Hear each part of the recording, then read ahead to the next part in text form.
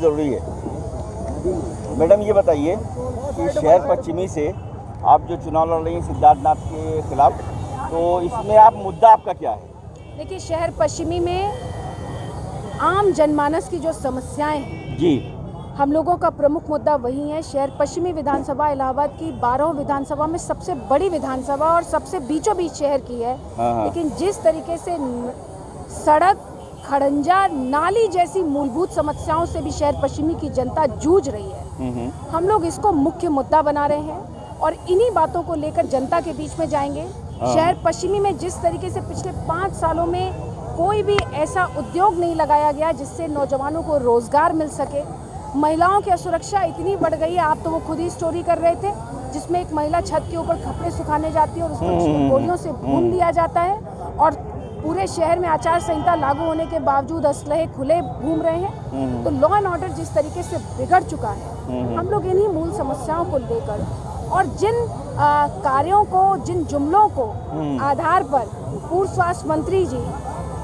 जो कि लाल बहादुर शास्त्री की खड़ाऊ रखकर चुनाव लड़े थे, मैं उनसे एक ही बात कहना चाहती हूँ कि लाल बहादुर शास्त्री जी के असली नुमाइंदे और उनके असली मानने वाले लोग हम लोग हैं, क्योंकि हम लोग ईमानदार लोग हैं, हम लोग जनता के बीच में संघर्ष करने वाले लोग हैं। और उन्होंने जिस तरीके से स्वास्थ्य मंत्री रहते हुए अपने विभाग में भ्रष्टाचार के कारण उनको डिमोट कर दिया गया, तो जनता सब कुछ देख रही है और जनता इसका जवाब। अच्छा, जैसे पिछले चुनाव में आप इनके सामने थी, आप ही थी ना शहर पश्चिमी से, उस वक्त भी सिद्धार्थनाथ के साथ मतलब सामने, तो अब की आपकी अपेक्षा क्या है?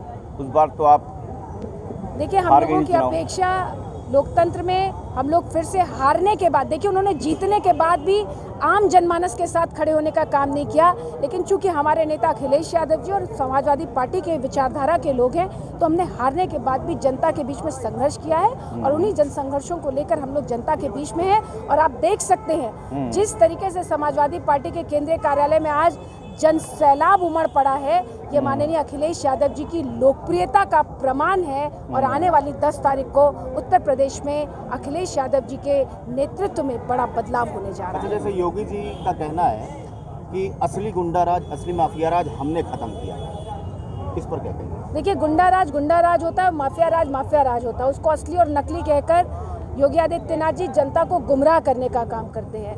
माननीय मुख्यमंत्री जी के अपने ऊपर कितनी केसेस लगे हुए हैं, किन गंभीर धाराओं में मुकदमे दर्ज हैं।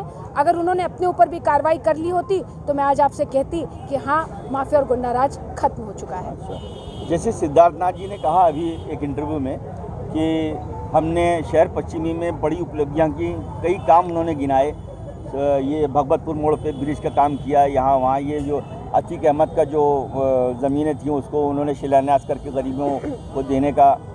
देखिए, अभी मेरे पास कुछ दलित समाज के लोग आए थे और उन्होंने बताया कि किस तरीके से हम लोगों के घरों पे कब्जा किया जा रहा है। कटौला के गांव में तमाम जो सामान्य परिवार के लोग हैं, जो रिटायरमेंट के बाद अपने घरों के बनवा कर रहते हैं, बड़ी मुश्किल से उन्होंने घरों को बनवाया है, वो जनप्रतिनिधि के गुंडे उनके घरों को कब्जा करने का काम कर रहे हैं। और जिसकी आप ब्रिज की बात कर रहे हैं, वो भगवतपुर मोड़ का अभी भी अधूरा पड़ा है और सुना है वो लॉ यूनिवर्सिटी की बात करते हैं। तो मैं आपको बताना चाहती हूँ कि उस लॉ यूनिवर्सिटी की ज़मीन समाजवादी पार्टी की सरकार में 2012 से 17 के दौरान दी गई थी और माननीय जो जनप्रतिनिधि हैं शॉर्ट अटेंडेंस स्टूडेंट भी रहे हैं, तो इसलिए उनका ज्ञान भी कम है। उनको ये नहीं पता है कि लॉ यूनिवर्सिटी वो नहीं बना रहे हैं, भारतीय जनता पार्टी का काम नहीं है लॉ यूनिवर्सिटी। जिस भी जिले में माननीय उच्चतम न्यायालय होता है वहाँ पे लॉ यूनिवर्सिटी उच्चतम न्यायालय के निर्देशों से बनती है। आप सोचिए कि इलाहाबाद हाईकोर्ट के काम को भी अगर माननीय मंत्री जी अपना काम बता देंगे तो इससे बड़ा जनता के साथ गुमराह करने का काम क्या हो सकता है। अच्छा, अखिलेश जी ने जो ये कहा है कि हम 300 यूनिट बिजली फ्री देंगे और एक सॉफ्टवेयर भी डेवलप किया गया जिस पर लोगों ने लिंक भी आया, तो क्या ये सॉफ्टवेयर आगे बढ़ेगा? बिल्कुल, ये सॉफ्टवेयर आगे बढ़ेगा और तमाम जो उत्तर प्रदेश के जनमानस है हर घर तक 300 यूनिट बिजली फ्री पहुंचाने का काम किया जाएगा ताकि आम जनता को राहत पहुंचाने का काम किया। इसके अलावा और 2-3 चीज़ें करी हैं अखिलेश जी ने, जैसे ये पेट्रोल की बात करी कि कुछ फ्री दे देंगे और लाइट का मामला है। महंगाई को ये उपलब्धियाँ नहीं, ये जो उपलब्धियाँ लाने वाले हैं, क्या ये बोल रहे हैं कि ये होगी? देखिए, समाजवादी पार्टी ने जितना बोला उससे ज़्यादा करके दिखाया है। पिछली 2012 से 17 की सरकार का आप रिकॉर्ड उठाकर देख सकते हैं। और अभी भी हमारे मैनिफेस्टो में माननीय अखिलेश यादव जी ने, चाहे वो 300 यूनिट बिजली हो, चाहे लड़कियों को कक्षा नर्सरी से लेकर पीजी तक मुफ्त शिक्षा देने की बात हो, नौजवानों को लैपटॉप और मोबाइल देने की बात हो, और शिक्षा को सस्ता किए जाने का बात हो, किसानों के भुगतान की बात हो, उन सभी को आप देखेंगे कि रिकॉर्ड दिनों में, हम 5 साल का इंतजार नहीं करेंगे, रिकॉर्ड दिनों में जनता को राहत पहुंचाने का काम किया जाएगा। इस वक्त समाजवादी पार्टी अपने आप को कहाँ देख रही, प्लीज? समाजवादी पार्टी पूर्ण बहुमत से 10 मार्च को सरकार बनाने जा रही है। Thank you.